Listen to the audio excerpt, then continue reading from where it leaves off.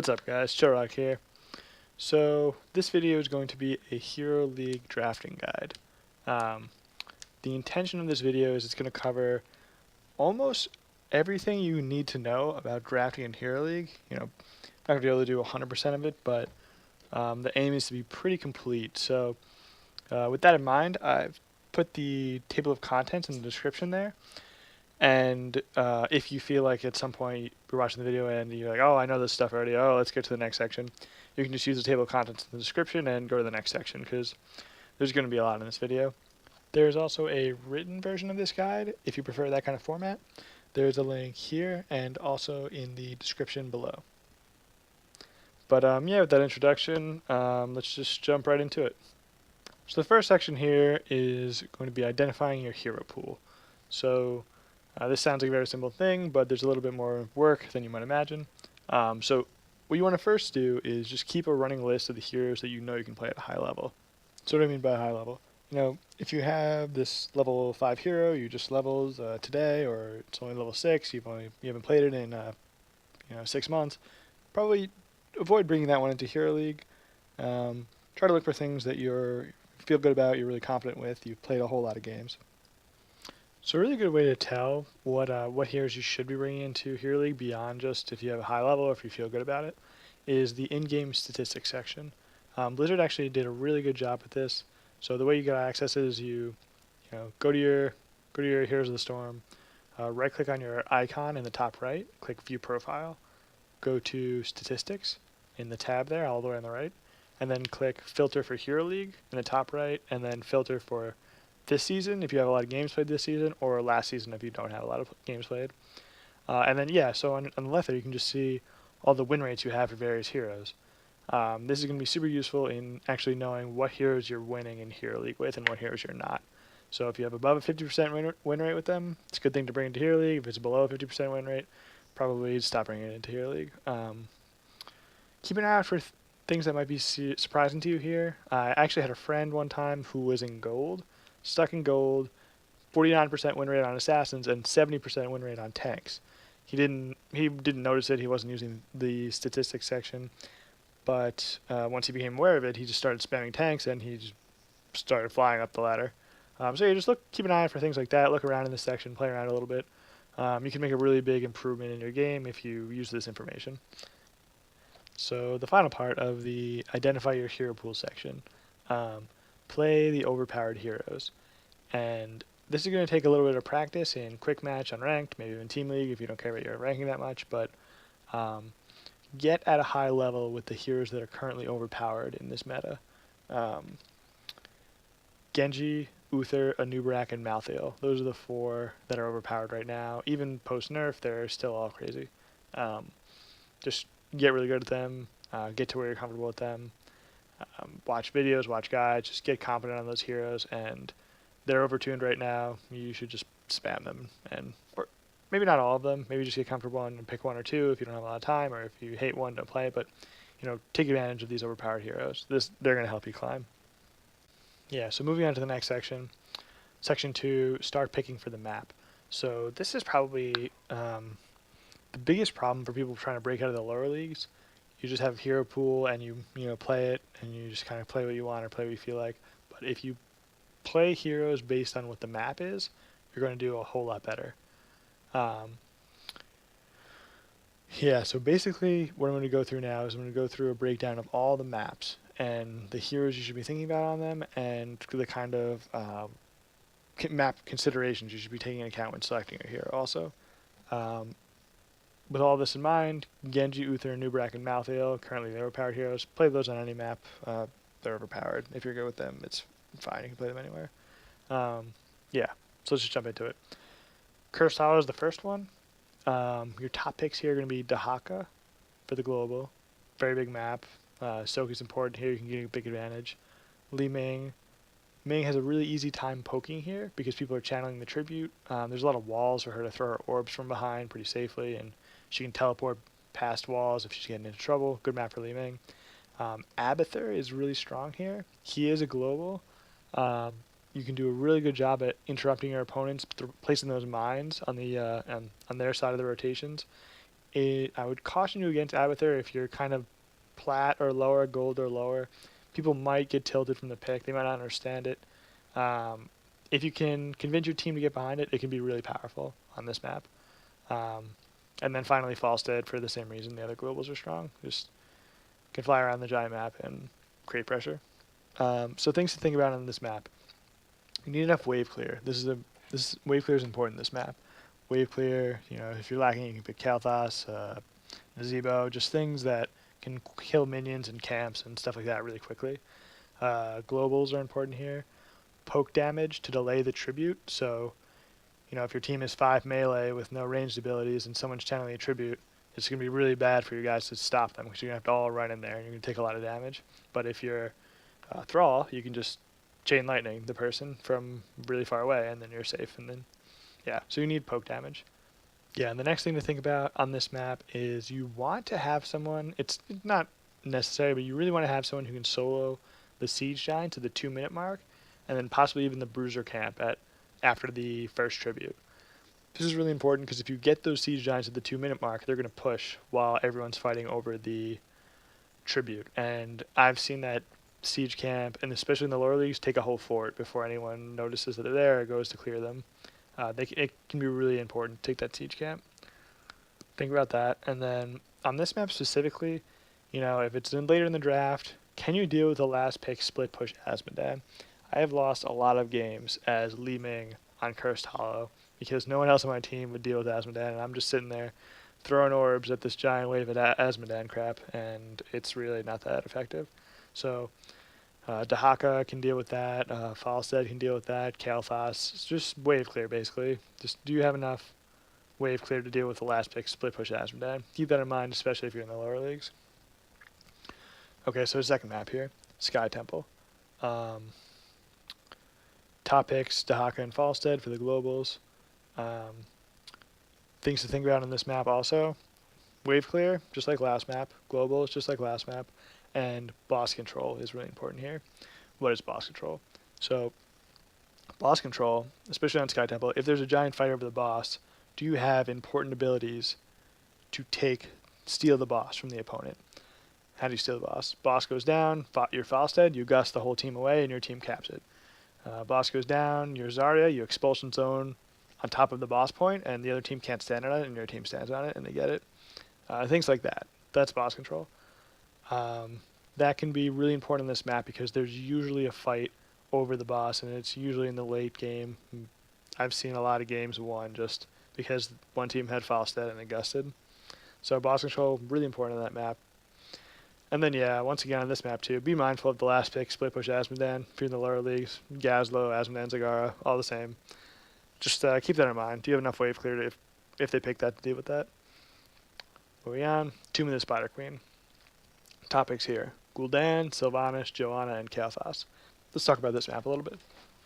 So this map, you're going to want to have, if your team's coordinated enough to do it, you're going to want to have 4 people rotating between the middle lane and the top lane as a kind of a unit.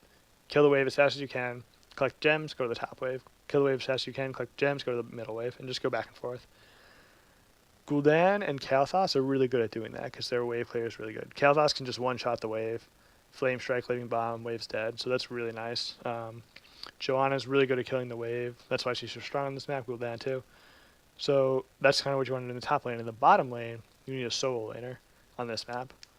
Why is it the bottom lane? Because the bottom lane is further from the middle than the top is from the middle. There's a bigger distance between the middle and the bottom lane. So you want a solo laner for the bottom lane because you don't want to spend all that time sending people down to the bot lane because it's further. Okay, what is solo laning? Solo laning is a really important part of this game.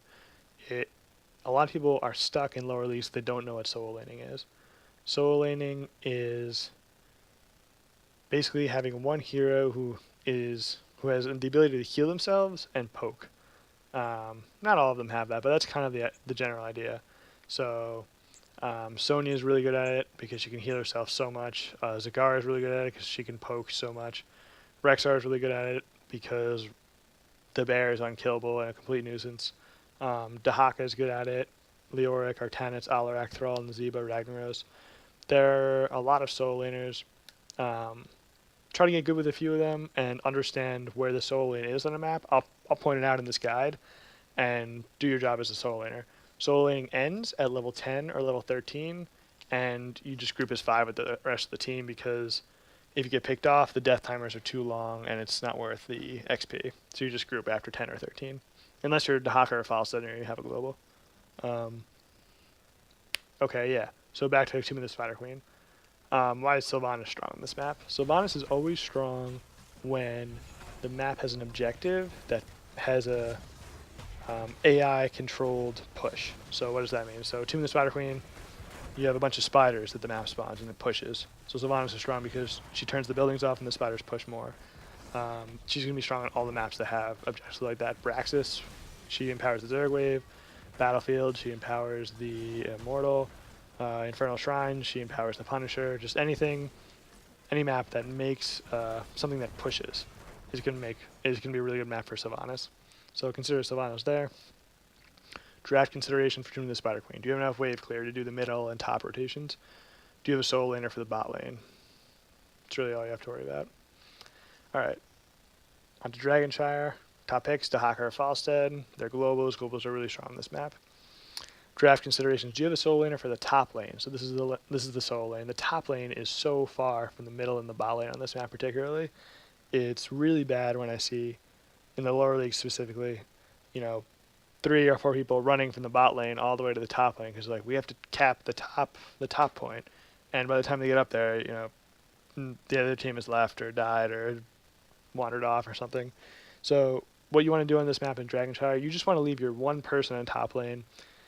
The rest of the team stay in the bottom lanes. If the other team commits 5 and starts pushing the top lane, that's great. Push the bot lane, because the top lane is really not important on Dragonshire. Yeah. Moving on to the next map, Battlefield of Eternity. Top picks, Vala, Li Ming, Greymane, Sylvanas, Dahaka. Vala is the fastest racer. If you take the Q build, you want the Monster Hunter build. Li Ming, really fast racer, really good poke on this map. Greymane, really fast racer. Sylvanas, really fast racer, surprisingly enough, and she empowers the Immortal if you get it. Draft consideration. Immortal damage. I have here a link in the video for a chart that ranks heroes by immortal damage. This is something good to keep in mind. Fun fact, Rhaegar is the fastest racer with the level 1 double lightning bond talent in the game until level 7. It's kind of crazy. Draft considerations. Do you have a solo laner for the top lane? Not that important on this map because the laning phase isn't too long. Still would be nice to have it though. And then also there are really long fights in this map. Like the fights could last minutes at a time. So heroes that don't have mana get a lot of value here. Zarya, Tracer, Ariel. Heroes they don't have to worry about mana. So keep that in mind. Next map, Infernal Shrines. Top picks, Sonya, Kerrigan, and Sylvanas. Sylvanas for the reasons we talked about. The spawns a Punisher, she makes it stronger. Sonya is really good on this map because she could spin in the skeletons on the objective, and it heals her a whole lot. Kerrigan really strong on this map because Kerrigan has a build where she, when she kills something with her Q, or kills something really quickly after she uses her Q, it heals her and gives her mana back and resets the Q. So basically, if you see really good Kerrigans, they're just going to be Q, kill the minion, it resets, Q, kill the minion, it resets, Q, auto-attack the minion, it resets. So Kerrigan just goes Q, auto-attack forever, and she clears the shrine really fast, and she never loses resources. And if she gets low, she can actually do that to heal herself. So she's really strong on Infernal Shrines. Draft considerations. Do you have enough wave clear to easily take skeleton defenders? So Kael'thas is pretty good for that, Gul'dan's pretty good for that, Sonya really good for that. Just things that can kill those skeletons really quickly. Going to be really strong on Infernal Shrines. Okay, on to Towers of Doom. Towers of Doom, top picks, Dahaka, Falstad, Chromie, and Li Ming. Dahaka and Falstad, it's a global map. You're going to be porting around all over the place. In the lower leagues, it's going to be a Scooby-Doo episode. Everyone's going to be chasing everyone around. Dahaka and Falstad can just get into those temples much quicker and get your team an advantage there. Chromie, really good on this map. People standing still, channeling an altar. Dream for Chromie. Li Ming, also for the same reason. Someone standing still, channeling an altar. really strong. Also, because poke is so important in this map, Leeming and Chromie also get some value there. Poke really important to interrupt the channel. You know, picture your team's about 7 seconds away. Your Thrall, you have to interrupt the altar. No problem. Chain Lightning. You're instead Illidan. Going to be really hard for you to stop the other team from channeling. You probably just should let them channel it if you're Illidan and just back up. So Poke gets a lot of value in Towers of Doom. Next map, Braxxis Holdout. Top picks: Gul'dan, Lieutenant Morales, Ariel, Ragnaros, Sylvanas. So Braxxis, another map where the solo lane is very important. Solo laners can be top. No reason for them to be top besides just tradition. Usually the solo laner goes top and the 4 go bot. So Gul'dan, Morales, and Ariel are strong on this map because sustain wins the 4-man. So if your team has Gul'dan, Ariel, crowns on Gul'dan, Gul'dan's putting out a ton of damage, everyone stays full health the whole time, no one has to go back ever, and your 4-man is just going to push the bottom fort down. Same thing with Medic, you know, you have Gul'dan, Medic, picture that too. Gul'dan just puts out a bunch of damage, Medic just keeps everyone at full health, no one can dive Medic because the fort's so close to the lane on Braxxis. Medic can just move back if she gets in trouble. Medic, Ariel, Gul'dan really strong on this map because of the 4-man. Sylvanas strong on this map because it spawns a Zerg wave and she makes it stronger. So draft considerations. Can you kill a Zerg wave with your comp? I've seen a whole lot of games that lower leagues lost because we just draft like Illidan and Lucio and like all this stuff with no wave clear, and they get one wave and they just go right through the fort, right through the keep, and our team's demoralized and the game's over. So just make sure you have enough clear to kill a Zerg wave, or else you're going to be in a whole lot of trouble. Solo laner for the top lane, and then boss control, just like Sky Temple, really nice in this map. A lot of fights over the boss. Could be very impactful. Next map, Hanamura.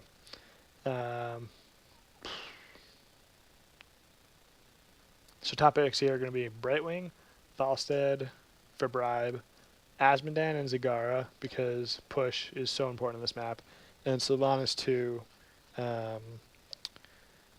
Not for her usual reasons of being strong. I'll go through them all actually. All right, so why are Brightwing and Falstead strong? The camps give a tremendous amount of experience on this map relative to the other map. They give a whole lot more experience than the traditional camps do. And the healing camps only cost 1 stack of Bribe. That's very cheap. Typically, it costs at least 2 for Siege Giants, and then usually more than that for anything else. So 1 stack of Bribe for that healing camp is crazy because it's basically nothing, and the healing camp can win you a team fight because it's such a big deal. And there's a ton of experience. So Bribe is really strong on this. Falston and Brightwing are the best Bribe heroes. Vikings have Bribe, Nova have Bribe, but they're not really too ideal. Not a great Vikings map, not a great Nova map. Nova's not too great. You shouldn't bring it to Hero League. Asmodan and Zagara, why are they strong? So pushing is really strong on this map. Asmodan can just spawn his little dude all the time and into the lane, and it makes pressure. And if you take a fort on this map, it's crazy because you get an extra shot and you just snowball your opponent. So pushing really strong on this map. Asmodan and Zagara are the best at it. Why is Sylvanas strong on this map? Sylvanas is strong on this map because there's a very interesting strategy that I hope gets fixed and changed and is not a thing anymore, but this strategy exists where you just group as 5, you draft Sylvanas, and you just push. And you just push the bottom fort, take it, go top as 5, push the top fort, take it, go bot, push the bottom keep, take it, go top, take the top keep. And you pay once, and your 1 pay does 5 core damage. And then you just find an easy way to take the last 2 core shots, whether it's the boss or escorting a catapult or whatever. So this strat is so good because there's not that much XP to be gained on this map from Soak because the minions, it's only a 2-lane map, and you're going to get a ton of XP from pushing structures. And yeah, it's really rough. I hope Blizzard changes it. I see it a lot, but yeah, it's a good strategy if you want to get some points. So drafting considerations, Hanamura. Do you have a solo laner for the top lane? Usually you'll need one if they're not doing the Sylvanas strat. if they pick a bribe, you should try and pick a bribe. If they pick Falstad, you should pick Brightwing. Also, something important, if they ban Falstad or Brightwing, you should ban the other one because they're probably going to pick it. If it looks like they're going to go for a 5-man Sylvanas push comp, draft like really big ranged blow up. Like Kael'thas is going to be good. Sylvanas is going to be standing still with her buddies and shooting your towers. Put a flame strike under them. Jaina is going to be good. Li Ming, Gul'dan. Just like draft some big range damage and just kill them when they try and push. Next map, Haunted Mines. Top picks, Sylvanas and Sonya. So Sylvanas is strong on Haunted Mines because it makes the golem and she makes the golem stronger, same as the other maps. Sonya is really strong here because she's really good at soloing camps, and there's a lot of camps on this map. And 2, when you're fighting in the mines, she can spin on little pumpkin dudes, and it heals her a lot. You know, while she's spinning on the pumpkins, you guys are fighting the pumpkins, she's getting healing from a lot of stuff.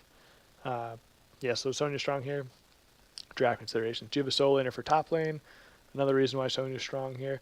Also, I don't know if I mentioned this, Sonya's one of the strongest solo laners in the game. Probably the strongest, although she's countered by a few ranged heroes. But probably the best solo laner in the game. Sonya, really good hero to have in your kit for that reason. Having a hero that can solo kill the golem is really nice. So maybe you wipe them and it's a 50-50 golem and your team is up a talent tier and they want to push. You could have your hero who can solo clear the golem, just solo clear, and the other team, push carefully. So who can solo clear? Like Vala, Greymane, Ragnaros with his trait. Yeah, just basically someone who can kill that golem really fast. Yeah, wave clear is also really important on this map because there's going to be a lot of camps to clear. Also, people like to draft specialists on this map and just push, so wave clear is going to be even more important with that. It is definitely preferable, especially in the lower leagues, to ignore the first objective, maybe take 20 or 30 skulls if you can, take all the camps and just push. The first golem really doesn't do that much. I've won a whole lot of games just by taking both forts during the first objective, and then their like 75 golem just gets our gate or 1 tower or something. Yeah, it's much better to just push during the first objective. Maybe you could have like Zeratul or someone sneaky go take some skulls for your team, but just try and push besides that. Warhead Junction next. Top picks, Dahaka, Falstad, Illidan, and Tracer. Yeah, so draft considerations. On this map, you're going to be spending a whole lot of time in the lane or rotating lanes. You're not going to be with your team as much as other maps, especially in the early game. So I've found a lot more success here with strong 1v1ers or globals. So like if you're running around between lanes and you're kind of far and Tracer rolls up and you're Kael'thas, you're really screwed. Or if you're Jaina or something squishy, Tyrande, you're really screwed if Tracer or Illidan shows up and you have a while to walk to get your team. So that's what Warhead Junction is. That's why Illidan and Tracer are strong here. Just strong 1v1ers. Thrall is pretty strong. Yeah, and then Dahaka and Falstad are strong for the globals. Finally, boss control on this map. Pretty important. Although the nukes are great boss control. If you have a nuke and the boss is going to go down in like 5 seconds and you drop the nuke on the boss point, the other team's going to have the really unpleasant decision to make whether to eat the nuke and stand on the boss point or just move off and let you have the boss. Usually it's a win-win. So save a nuke for the boss and just channel it when the boss is about to go down to zone the enemy team. Good strategy. And then finally poke damage to interrupt the warhead channel. Li Ming, Chromie, Thrall, like we talked about before, Alarak, just something they can poke to prevent them from capping the warhead. Blackheart's Bay. Top picks, Dahaka, Illidan, Sonya, and Zul. Oh, Zul, weird. Alright, so draft considerations. This is a weird map. So there's a few things to think about. First thing to think about is the Zul strat on Blackheart's Bay. Can be really, really impactful in all leagues, especially in the lower leagues for sure, but in all leagues. So, Zul strat. So on this map, there's this strategy where Zul double soaks the top 2 lanes. What does that mean? It means he safely clears the middle wave, then goes top, clears the top wave, then goes middle, clears the middle wave, and just goes back and forth. And what does this do? This makes a whole bunch of skeletons, You know, the wave dies, Zool's trade spawns skeletons, and then his minions also go, and they just push. And if the other team doesn't have wave clear, there's not a whole lot they can do to that besides dedicate 2 people to deal with it. So Zool's soaking those 2 lanes, and then your other 4 members just push the bot fort and take all the camps. You know, the enemy camps, your camps, to take all the camps in the bot fort because they have 4 people dedicated to bot. So this will create absolute chaos if the other team is not ready for it. You know, because they're going to have to dedicate 2, sometimes 3 people to keep up with Zool in the top 2 lanes, and then your bot 4-man is just going crazy down there. And then the Zool, remember, this is important to keep in mind too. I've seen a lot of Zools make this mistake. You have a great early game, and Zool keeps soaking mid and top until level 25, and then his team gets really angry. Just once you get level 10, maybe level 13, Zool stops the Zool strat, and he goes with the other 5 and just stays as 5. Because if he gets picked off, or if the other 4-man goes 4v5, it's really bad. So Zool strat ends level 10 to 13. Keep that in mind. Another important consideration on Blackheart's Bay. You need a hero who can solo camps. I guess you don't 100% need, but it's really important. Illidan and Sonya are the favorites for that. Greymane can work, Karazim can work, Rhaegar can work. Just anyone who can do a bunch of camps. Nzebo can probably work. Yeah, whatever. So this is important because if you win 1 or 2 team fights, you kind of win Blackheart's Bay. It's kind of over because you get the first turn in, then your team just does camps. They have to clear these camps. While they're clearing, you make it another turn in, then you do more camps. So it kind of just snowballs really crazily. So if you find yourself ahead by like 1 turn in on Blackheart's Bay, just don't fight the other team ever and just do camps for the rest of the map. Especially if they don't have a jungler to keep up with it. If you can like steal their camps while they're clearing your camps too. Keep that in mind. Really strong strategy there. Last consideration of Blackheart's Bay. Globals are pretty strong because sometimes everything gets a little disorganized in Blackheart's Bay, and some people are running top and some people are running bot, and fights are breaking out everywhere. If you're Dahaka and you can port in, or you're Brightwing and you can port in, that can be really impactful. Boss control might be nice on this map, but the boss is really weak here, and a lot of the time it's better just to trade like 2 camps and a pay, or 1 camp and a pay for the boss, because the boss is like 2 coins and it's cleared pretty quickly, unless it's really late game, like level 20 or something. The boss is really weak on this map. Last map, Garden of Terror.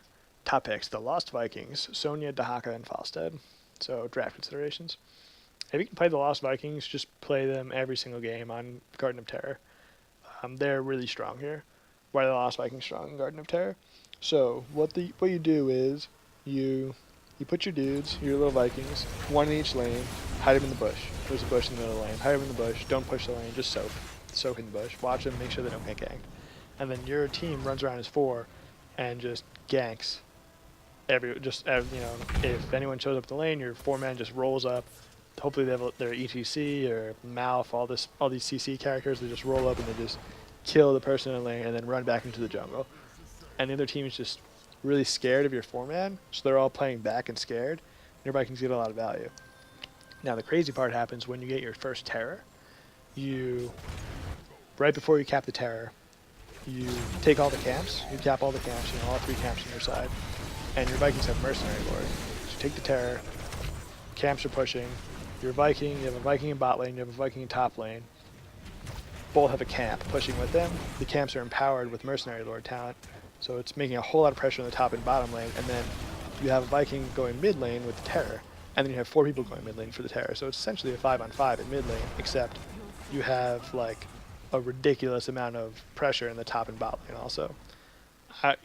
Typically if you play this right, you go up like 4 levels, because they're not soaking either, and you're getting structure damage also.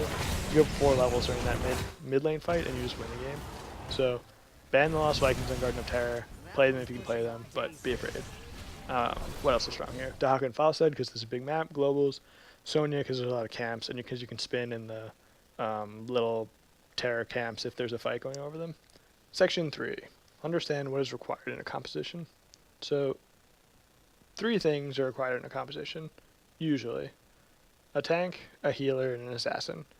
And it's really important that you be able to fill these roles if required. So, we've all seen it.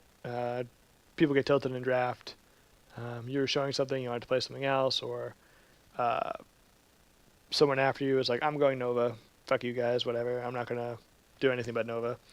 You're going to be better off just taking a breath and healing, or taking a breath and tanking. You should always do it if you have to. You know, if you're concerned with maximizing your win rate. You know, if you just want to have fun, just play Murky, whatever, it's fine. But if you're concerned about maximizing your win rate, just fail. Take a breath. They're really annoying, but you're better off just failing if you have to. What else is required? At least a minimal amount of crowd control. We'll go over what this means more specifically. So, first, what tank should you play? If you're filling the main tank role, you want to be able to engage with CC and take a lot of damage. Both of those would be ideal. So, Anubarak, he can E in, he can Q someone, he can take a whole lot of damage. Great. Muradin, he can jump in there, he can Q someone, take a whole lot of damage. Great. Diablo, same thing. Varian, same thing. Arthas, Joanna. Stitches also is pretty good right now. He's a little weird in the engage department and the CC department because he has to land that hook, but he also does a crazy amount of damage with his slam build. Stitches, a little weird, can definitely work though. So those are your ones you want to go for. Tanks that can main tank, but it's not great. ETC, great on the CC department, not great on the taking a lot of damage department since his nerf. Dahaka, he can work as a solo tank. It's not ideal. His CC is a little unreliable, but it can work. Cho also can work. Usually you want another tank with Cho'Gall, but he can solo tank, especially if you have Ariel with him. Tanks you should avoid picking as a main tank. Zarya, no CC, can't take that much damage. Leoric, only has a slow, can't take that much damage. Artanis, the swap's not really CC. Chen, no CC really. Sonya, the spear CC is really short, she can't take that much damage. Diva, no CC really. Rexar, not really a tank. So try to avoid picking those as your main tank. You know, situationally they can all be really good, but as a main tank, not ideal. Next, healers. Tier 1, Uther, Ariel if you have a battery, who can be a good battery. Gul'dan, Vala, Lunara, Malthael, Cassia, Sylvanas, Cho'Gall. 3, Medic if you're on Braxxis, really good on Braxxis. Or if you're 5th pick and you notice, hey, the other team has absolutely no dive whatsoever, they cannot get on me if I play Medic, you can just win the game if you notice that on your own. So keep that in mind. And then Brightwing is top tier on Hanamura for Bribe and nowhere else. Okay, so those are your ideal picks. Tier 1.5 healers, they're almost as good. Maybe they're not quite 100% optimal, but you can do pretty great with both of them. It's Rhaegar and Karazim. Both of them are fantastic, just maybe not quite as optimal as the Tier 1 healers. Tier 2, Malfurion and Brightwing if the map is big. Malf got a nerf recently. He used to be king of the healing meta, but now he's fallen a little bit. Still pretty strong. He can make it work. No cleanse hurts, but he can heal fine. Brightwing, if the map is big, a little susceptible to burst damage. You know, if your team gets Ring of Frosted and then someone gets hit with Sulfuras Smash, Brightwing's gonna be like, here's a 300 health heal. I'll come back in 5 seconds. It's not. If there's no burst in their team, it could be good, but Brightwing struggles a little bit. Tier 3. Medic if the other team has dive. Medic is really bad if the other team has dive. Brightwing if the map is small. There's really no point for Brightwing if the map is small. Like, don't pick Brightwing on Tomb of the Spider Queen or anything tiny like that.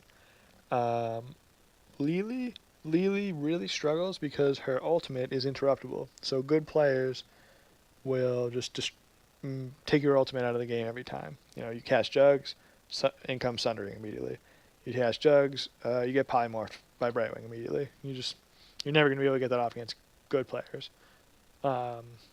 Lucio, after his nerf, he's been struggling a lot, falling out of the meta a little bit.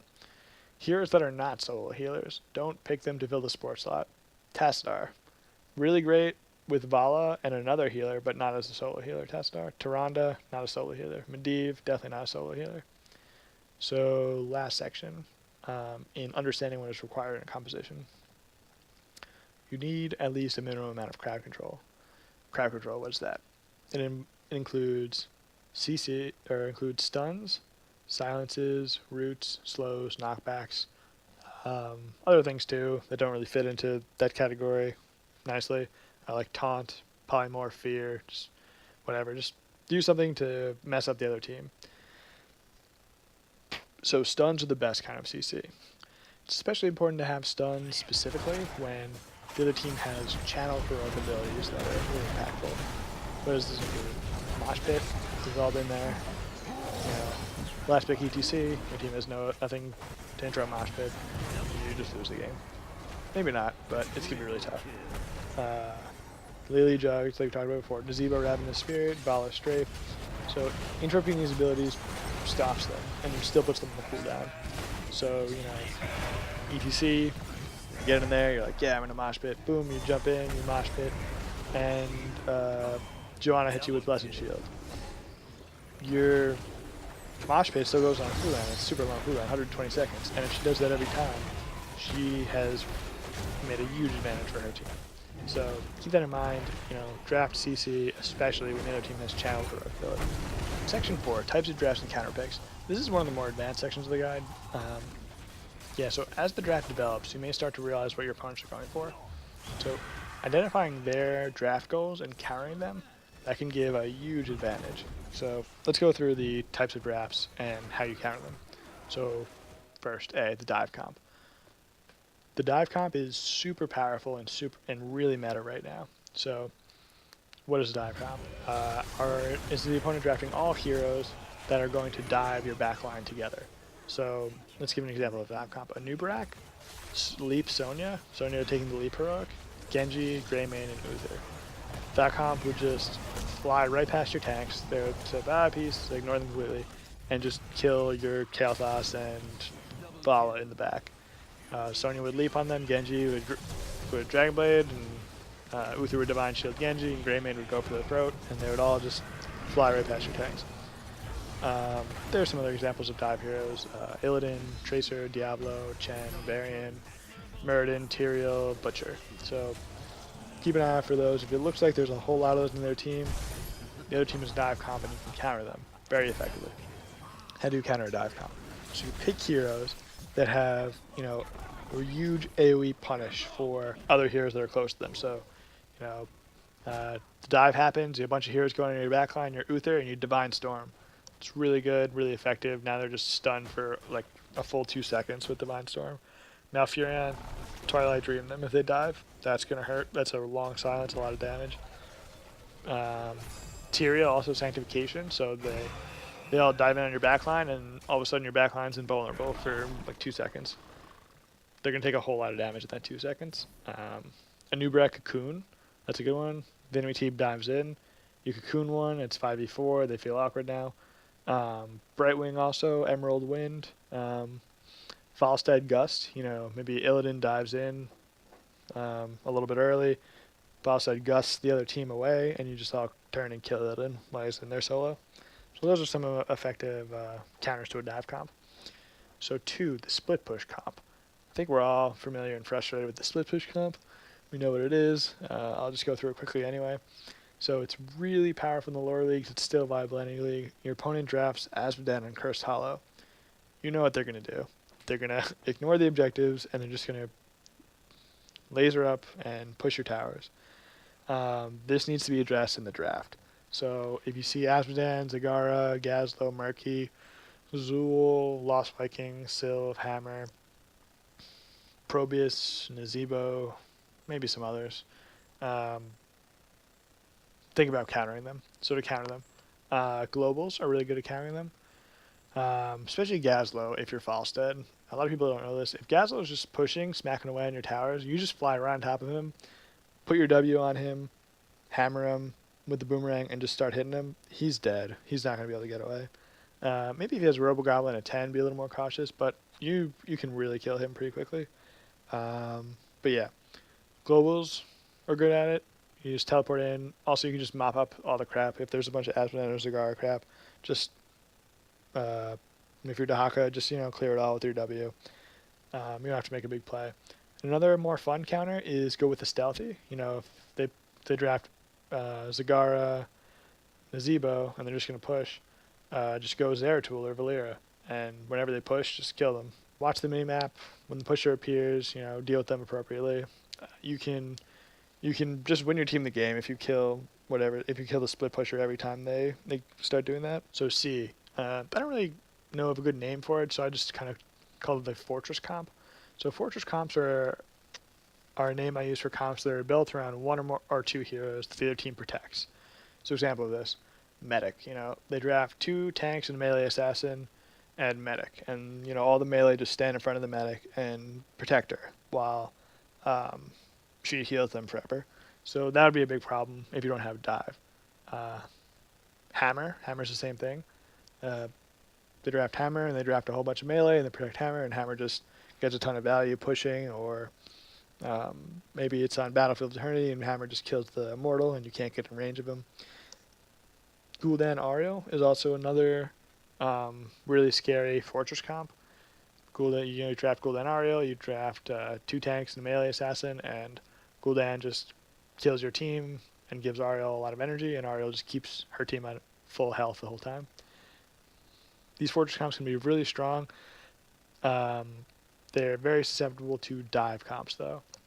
So how I described the dive comp before, that's exactly what you want to draft against a fortress comp.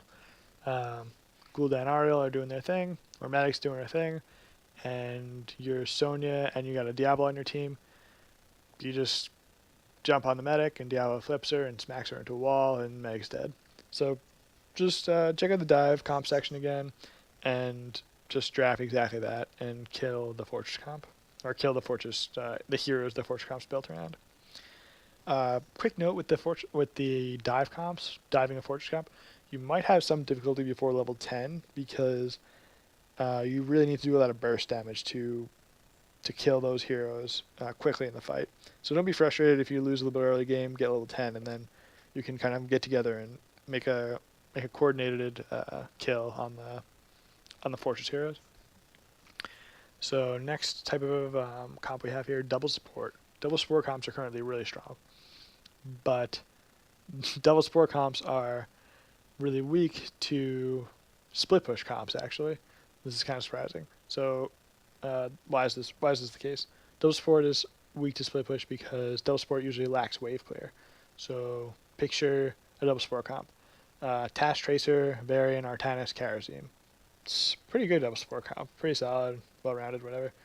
They're going to be really strong in a team fight, but they're going to have a really hard time dealing with, like, imagine a giant wave of Azmodan crap, like rolling down the lane. It's Cursed Hollow. It's a big map. The rest of the team's kind of far away. The only person there is Varian. What is Varian going to do about a wave of Azmodan crap, or Kerrigan? Kerrigan can't do anything about that. So you can just draft Azmodan or Zagara and just push on the double support comps. Especially in Hero League, there's a little bit of chaos that's going to confuse them. They're going to have a really hard time dealing with it. It's a really good counter. So if you don't see opportunity to counter the other team's entire comp, maybe they don't have a specific comp type, they're just picking whatever they think is good. You can still counter one of the other team's heroes if you're a later pick, or you can encourage a teammate to counter one of the heroes. So I'm just going to list a few common counters. There are more. You can look them up. You can learn them just by playing the game. You'll learn them eventually. But I'm just going to list out some common counters.